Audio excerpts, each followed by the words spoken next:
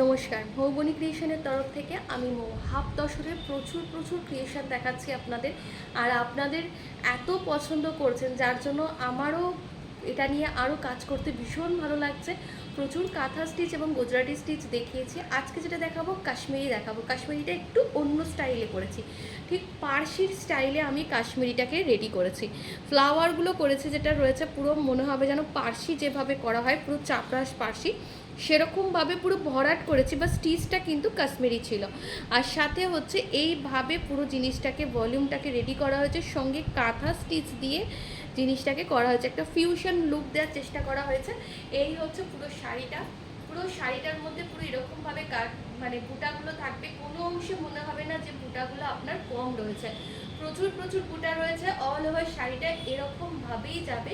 সঙ্গে এটা blouse piece পেয়ে যাবেন, তবে মেপে নিয়ে কাটবেন। নমস্কার।